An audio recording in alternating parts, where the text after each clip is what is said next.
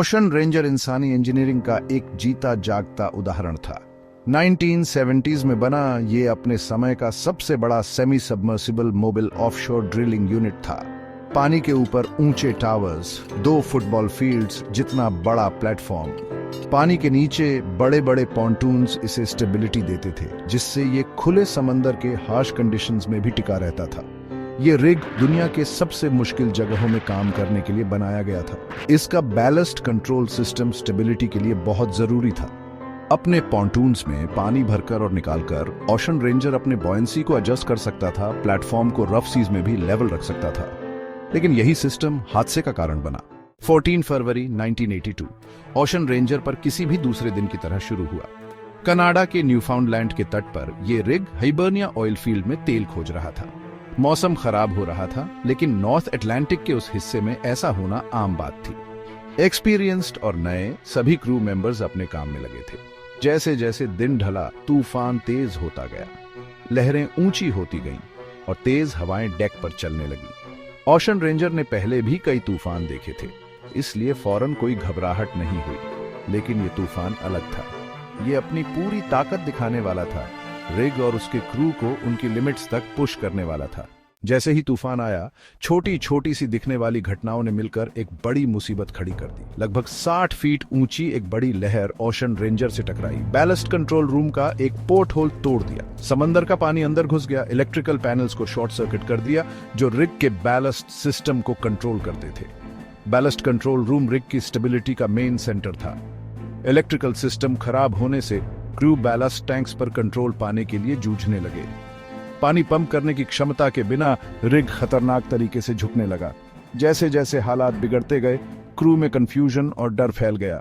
Section 5, इंसानी गलतियों का सिलसिला। पहली लहर और बैलेस्ट कंट्रोल रूम में पानी भरना तो बस शुरुआत थी, लेकिन इंसानी गलतियों ने हालात और खराब कर दिए। सबसे बड़ी बात, जो पोर्टहोल टूटा था वो वाटर टाइट नहीं था, जो सेफ्टी रूल्स के खिलाफ था। इस ओवरसाइट का बहुत बुरा अंजाम हुआ। ऊपर से क्रू की ऐसे इमरजेंसी के लिए ट्रेनिंग भी पूरी नहीं थी। जब वो प्रॉब्लम को आइसोलेट करने और मैन्युअली बैलेस्ट को कंट्रोल करने की कोशिश कर रहे थे तो कंफ्यूजन हो गया, कीमती समय बर्बाद हुआ और रिग का झुकाव और बियर लैच गया। क्रू, जो एक अनोखे हालात का सामना कर रहे थे, इस क्राइसिस से निपटने के लिए तैयार नहीं थे। इस घटना की शुरुआत एक साधारण सी गलती से हुई थी, लेकिन जैसे जैसे समय बीतता गया, छोटी छोटी गलतियां एक बड़ी समस्या में बदल गईं। सबसे पहले बैलेस्ट कंट्रोल रूम में पानी भरने से स्थिति बिगड़ गई। पानी का बहाव इतना तेज था कि क्रू को संभलने का मौका ही नहीं मिला। उन्होंने तुरंत ही लीक को रोकने की कोशिश की, लेकिन तब तक बहुत देर हो चुकी थी। इमरजेंसी प्रोटोकॉल्स का पालन करने में भी कई चूकें हुई। क्रू के बीच कम्युनिकेशन की कमी ने स्थिति को और भी जटिल बना दिया। कंट्रोल पैनल में टेक्निकल ग्लिचेस ने भी मुश्किलें बढ़ा दी। एक समय ऐसा भी आया जब क्रू के पास कोई स्पष्ट दिशा निर्देश नहीं थे। कैप्टन और सीनियर ऑफिसर्स ने स्थिति को संभालने की पूरी कोशिश की, लेकिन हालात उनके काबू से बाहर हो चुके थे। अंततः क्रू को शिप को छोड़ने का निर्णय लेना पड़ा। लाइफ बोट्स में सवार होते समय भी कई चुनौतियों का सामना करना पड़ा। डिस्ट्रेस सिग्नल भेजा गया, लेकिन मदद पहुंचने में समय लगा। रेस्क्यू ऑपरेशन के दौरान भी कई मुश्किलें आईं, लेकिन अंततः सभी को सुरक्षित निकाल लिया गया। इस घटना ने मैरीटाइम इंडस्ट्री को सेफ्टी प्रोटोकॉल्स पर पुनर्विचार करने पर मजबूर कर दिया। नए सेफ्टी मेजर्स और ट्रेनिंग प्रोग्राम्स को लागू किया गया ताकि भविष्य में ऐसी घटनाओं से बचा जा सके। इस घटना से सीखे गए सबक ने मैरीटाइम सेफ्टी को एक नई दिशा दी। बैलेस्ट सिस्टम खराब होने से ओशन रेंजर बेकाबू तूफान के रहमो करम पर था। लगातार आती लहरें और हरिकेन फोर्स विंड्स रिग को और ज्यादा धकेल रहे थे। क्रू, जो अब अपनी जान बचाने के लिए लड़ रहे थे, ने मेडे कॉल किया। खराब मौसम की वजह से रेस्क्यू एफर्ट्स में मुश्किल आ रही थी। हेलीकॉप्टर्स को रिग तक पहुंचने में दिक्कत हो रही थी और आसपास के वेसल्स मदद करने के लिए काफी नजदीक नहीं आ पा रहे थे। ओशन रेंजर, जो कभी इंसान के कुदरत पर कंट्रोल का प्रतीक था, अब बेरहम समंदर का खिलौना बन गया था। सेक्शन 7, हादसे के बाद। 15 फरवरी 1982 की सुबह ओशन रेंजर पलट गया और लहरों में समा गया। सभी 84 क्रू मेंबर्स की मौत हो गई। जैसे ही हादसे की खबर फैली, पूरी दुनिया ने डर के मारे देखा। यह ऑफशोर ऑयल इंडस्ट्री के इतिहास का सबसे बुरा हादसा था। जान का नुकसान बहुत बड़ा था। परिवार बिखर गए और कम्युनिटीज शोक में डूब गए। इस हादसे के बाद कई इन्वेस्टिगेशंस और इंक्वायरीज हुई, ये समझने के लिए कि क्या गलत हुआ और किसकी गलती थी। ओशन रेंजर हादसा एक ऐसा दुखद घटना थी जिसने दुनिया को ऑफशोर ऑयल एक्सप्लोरेशन के रिस्क्स का सामना करने पर मजबूर कर दिया। इसके बाद हुई इन्वेस्टिगेशंस में कई कमियां सामने आई, इनएडिक्वेट सेफ्टी रेगुलेशंस, रिग के डिजाइन में फ्लॉज और क्रू की प्रॉपर ट्रेनिंग की कमी। इस हादसे के बाद इंडस्ट्री में बड़े बदलाव हुए। नए सेफ्टी रेगुलेशंस लागू किए गए जिनमें ballast control systems, water tight integrity और इमरजेंसी रिस्पांस ट्रेनिंग के लिए सख्त नियम शामिल थे। ओशन रेंजर हादसा जितना भयानक था, ऑफशोर सेफ्टी में सुधार का कारण बना। ओशन रेंजर हादसा समंदर की ताकत और उसकी ताकत का सम्मान करने की इंपॉर्टेंस की याद दिलाता है। यह घटना हमें यह भी सिखाती है कि प्रकृति के सामने हम कितने असहाय हो सकते हैं। 84 लोगों की जान का नुकसान एक ऐसा हादसा था जिसे रोका जा सकता था। यह त्रासदी न केवल उन परिवारों के लिए एक व्यक्तिगत नुकसान थी, बल्कि पूरी दुनिया के लिए एक चेतावनी भी थी।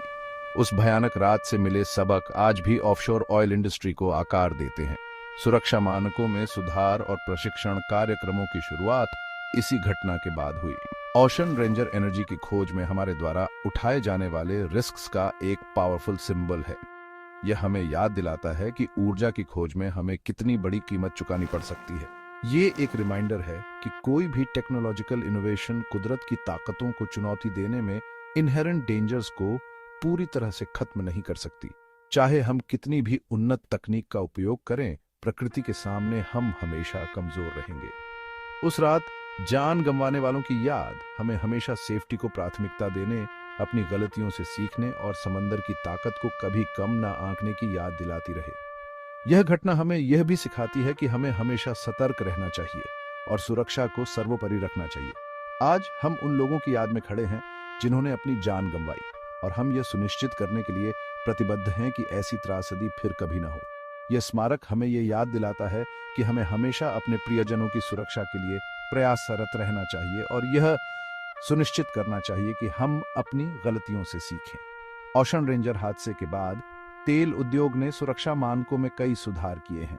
आज आधुनिक तेल रिग्स में उन्नत सुरक्षा सुविधाएं हैं और कार्यकर्ता उच्च तकनीक वाले सुरक्षा गियर का उपयोग करते हैं। यह सुनिश्चित करने के लिए कि ऐसी त्रासदी फिर कभी न हो, उद्योग ने सुरक्षा प्रोटोकॉल पर जोर दिया है और कार्यकर्ताओं को आपातकालीन स्थितियों के लिए प्रशिक्षित किया है। अंत में यह घटना हमें यह सिखाती है कि हमें हमेशा सतर्क रहना चाहिए और सुरक्षा को सर्वोपरि रखना चाहिए। समंदर की ताकत को कभी कम न आंकें और हमेशा अपनी गलतियों से सीखें। उन 84 लोगों की याद में हम यह संकल्प लेते हैं कि हम हमेशा सुरक्षा को प्राथमिकता देंगे और यह सुनिश्चित करेंगे कि ऐसी त्रासदी फिर कभी ना हो।